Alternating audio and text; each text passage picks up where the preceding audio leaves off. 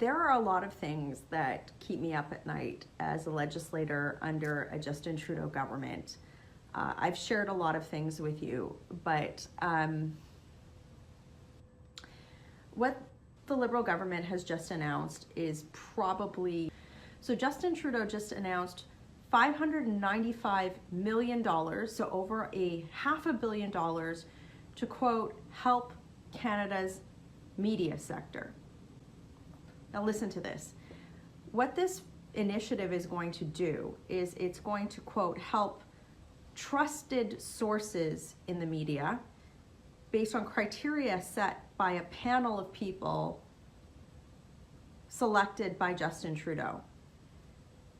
What this amounts to is Justin Trudeau buying journalism in Canada. I'm not making this up. If you go onto the Globe and Mail, National Post, Twitter right now, everybody's talking about this.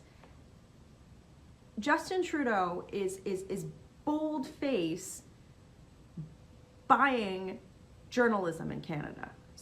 The Canadian Broadcasting Corporation is pausing activity on all of its Twitter accounts, including those managed by CBC and Radio-Canada, such as News, Entertainment, and Regions. It's because of a new label the social media company has put on the CBC. Thomas Daigle explains. Canada's public broadcaster says it won't be tweeting for now, amid a spat over its funding and editorial independence. At issue is Twitter's move to tag CBC's corporate page as government-funded media, a label demanded by the leader of the opposition when Pierre Poilievre told Twitter's owner, Elon Musk, Canadians need to be protected against disinformation and manipulation by state media. The fact that he has to run to American billionaires for support to attack Canadians says a lot about Mr. Poilievre. So think about this. Like, if you have an opinion that is contrary to the government, how are you going to compete in this environment? Every story that comes out is going to be a grant application. Essentially, he's going to create a subclass of cocktail room circuits where people, journalists, compete for your tax dollars to propagate the government's message. Now look, how you and I consume information has changed. I mean, everybody is a content creator. If you have a phone, you're creating content. And frankly, I'm just gonna be honest with you, in my career as an elected official, I have watched journalism go from, some really serious investigative reporting to people who are passing off journalism, quote, as opinion. I cannot state strongly enough how wrong this is. It was scary enough when he was talking about censoring, quote, fake news and all of this sort of stuff. And, you hear about Facebook changing their algorithms and YouTube changing their algorithms. But this is, can do that. And look, if news organizations can't figure out how to translate their reporting from traditional print media to Facebook or to YouTube or to Twitter or whatever, that's not the government's problem. Journalists should be able to figure out how to translate from a printing press to a digital media. Good afternoon, ladies and gentlemen across our beautiful country of Canada and everybody else around the world, wherever you may be. I was the angry Canadian, but I'm not going to be that anymore. Anger doesn't solve anything, to be quite honest, so something's got to give. And it looks like I'm going to have to just mellow out. The reason I'm saying this is we get all upset. Like, I get pissed off when I hear all the BS. But I'm even more pissed off at all the people who stand around, even if they don't believe the politicians or the media, and don't want to get involved. Oh no, it's too hard, and what are they going to think of me? Well, now under fascist Trudeau, there's another thing. You get involved in something the government doesn't like, well, they might suspend your financial accounts, banks, whatever. they could hurt you in many different ways. You know, I keep looking down at that camera. By the way, I do have a new camera. It's a Sony ZV or whatever the heck. Let's take a look at it. Oh, all this information. ZV1 or 5, I don't know. It's the newest blog camera they had, and well, I was stupid. I had to have it. But on the other side, see, I get squirreled. I move off things. But on the other side, I gotta tell you, it takes way better picture video than a video camera. It has interchangeable lens, and I'm extremely pleased with it. So my hair is looking pretty crappy right now, but, and you notice I've grown a beard. I don't know what anyone thinks of it. It's probably gonna go away. It's just one of those things that sometimes change is beneficial. And the other change that has happened since I last started doing videos in the fall on JCV Dude at Angry Canadian or YouTube, whatever the hell that channel was, and that's a long story. I don't even want to get into it. I wasn't banned. I just lost my security code, and I can't get into it. Google. They send me the replacement codes to my Gmail, which is also off because that everything is connected. But the time off did me good. So, you know, I'm just deciding it's too much to be angry. There's too many crap happening. And our government is not democratic, no matter what anyone thinks. We are under fascism. We are under dictatorship. Democratic government wouldn't allow banks, finance companies, to make a decision about closing down people's accounts, financial accounts, without even a warrant. You don't need no friggin' warrant. If you suspect they've given money to the truckers, freeze it. Oh yeah, not only that, you know, all the used to be anonymous ways of donating. No, you can't donate to a cause the government doesn't approve of. What the hell kind of bullshit is that? And how can Canadians call themselves freedom-loving democratic Canadians if they don't take any friggin' action? It just pisses me right off, but you know, I gotta cool that down because it's not gonna change. We're gonna go deeper and deeper into the rabbit hole. Do you agree with your ambassador to China that Ms. Meng has a strong case against extradition? We have always highlighted that Canada is a country of the rule of law, and we will make sure that the rule of law is properly and fully followed. That, of course, includes the opportunity for her to mount a strong defense. That is part of our justice system, and we are going to apply that justice system in its integrity as all Canadians, and indeed as people around the world, expect us to do as a country. We are a country of the rule of law. We will stay grounded in that at the same time as we advocate and engage in serious efforts to support the Canadians who have been arbitrarily detained in China. So do you agree that she does have a strong case?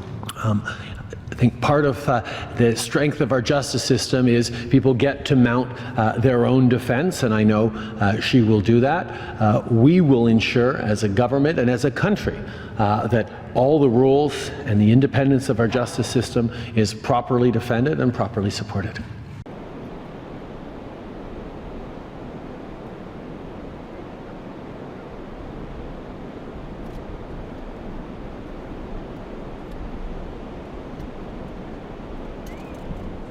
Giving a written briefing with COVID-19 case numbers and other relevant information about the pandemic in British Columbia. Thank you very much and good afternoon.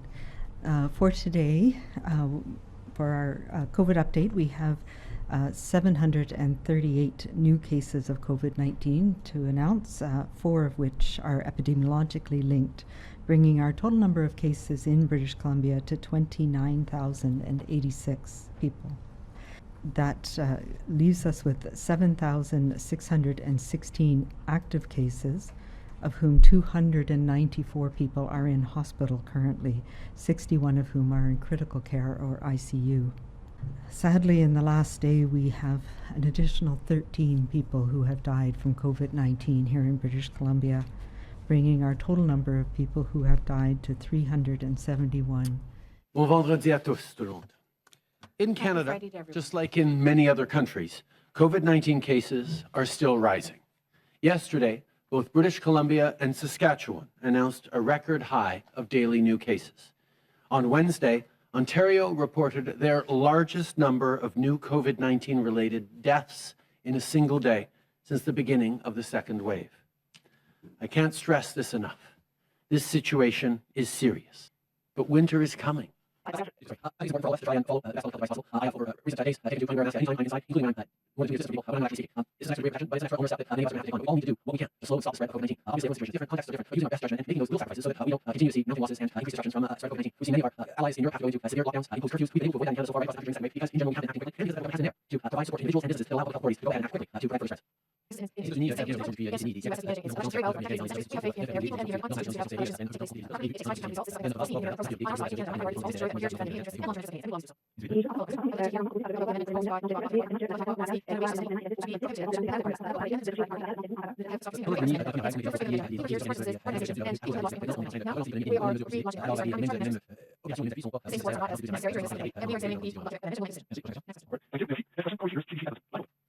Here this morning. Well, as you know, I can't direct law enforcement. The politicians don't direct the police, but I have spoken to the police chief this morning again, and I've been speaking to him very regularly about this, and I can assure you they have a plan. He's informed me this morning. The locks have been changed on the building, as you've seen, and that there's going to be a police presence there also to try and limit the traffic for all the, I think the people who are involved as much as anything in a political stunt, to show up and protest things. And look, protest is a part of what our country is about in terms of its democracy and liberties, but you can't flout the law. If you want to change the law, run for office or go to court, but you don't just open businesses that are ordered to be closed. Different areas of the country, and different provinces are implementing different public health measures. Is there ever a point where Health Canada would consider stepping in and issuing national public health measures or recommendations? I think our role has been to provide guidance, and I think we recognize that it's the provinces and territories that implement guidance. So, and they are taking into account their local epidemiology and their particular capacities. So that's how it actually works. Obviously, if there's some extraordinary needs, there are those that others take. But really, we avoid the way once we know actually much more about what we do at. So I think the making sure Canadians brought along the whole team of working together with health and governments to deal with these. The current vaccines are not infection blocking. They're not broad, so when new variants come up, you lose protection. And they have very short duration, particularly in the people who matter, which are old people. Misinformation and disinformation is carrying people to believe things that are untrue. And therefore, while not forcing anyone to get vaccinated, the bottom line, proof of vaccination will be required by no later than the end of this month for all federal employees. And by mid-November, enforcement measures in place will make sure that everyone is vaccinated.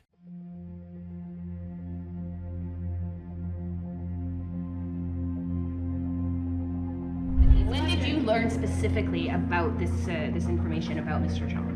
I learned that following the media reports on Monday morning, I asked CSIS, what is this briefing? What is this supposed story that is out in the media from a leak? As soon as I became aware of this specific threat in relationship to Mr. Chong, that we reached out to him Monday. To be clear, as the Prime Minister said, he and I found out on Monday.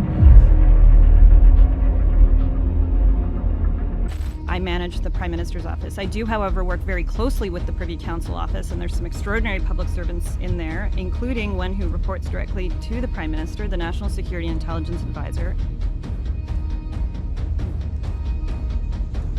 No, there's not. If I'm understanding you correctly, there is nothing that is ever kept from the Prime Minister. The Prime Minister is responsible for national security, and for him to be the head of a government that he has set up in such a way that he doesn't even know what national security threats are being directed to members of this House and their families is a complete abdication of his responsibility.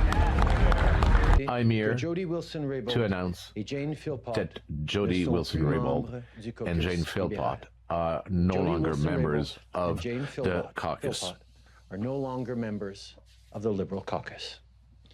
The trust that previously existed between these two individuals and our team has been broken.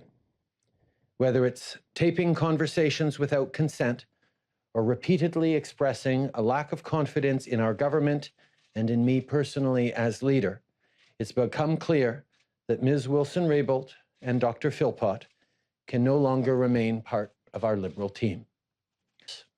I met with Ms. Wilson-Raybould and Dr. Philpott to inform them of my decision. I just met with National Caucus, and now I'm addressing media and Canadians. I'd like to explain why I've made this decision and speak to the important work ahead of us. This has been a difficult few weeks for our government and for our Liberal team. On the issue surrounding SNC-Lavalin, we've seen allegations made and different versions of events detailed. Amid the confusing and the competing narratives, Canadians, rightly, have had questions. And we've wrestled with those questions too, because they touch on things like the role of government in protecting jobs and the integrity of our democratic institutions. We made a commitment to Canadians in 2015 to do things differently, to bring together a diverse group of people, and to demonstrate that public service, that commitment to community, that a desire to work hard to build a better future can be done differently than it used to be done. And we've done that. We have approached politics differently. Prime Minister, with the charges against Huawei, how likely is it that the Canadian government will do any 5G business with Huawei? We are focused on fulfilling our international obligations, our treaty obligations, making sure that the rule of law is consistently and integrally applied. We are a country of the rule of law. We're going to make sure that the law is always respected and the independence of our justice system holds. And you know what, I kind of think that possibility for the future, Europe will separate from the West, meaning North America. They're not going to be their United States lapdog. You know, United States has bashed the shit out of Germany. You know, they blew up their pipeline, the Russian-German pipeline. Nothing happened out of it. No anything. I mean, can you imagine if Russia did that? I mean, Russia didn't do it because they'd be standing all over them complaining and taking them to whatever court we can. No, it was Biden said, we got ways, and it won't be there. So he even said it. What more do people need? And in Germany, I guess there's a kind of a pushback happening now, but we'll see what happens. So, that pisses me off. As I said, Germany will separate. Germany needs Russia and China more than it needs the control of the United States of America. Germany needs raw materials. Russia was supplying it. Germany needs, technology and other stuff from China. China was supplying it.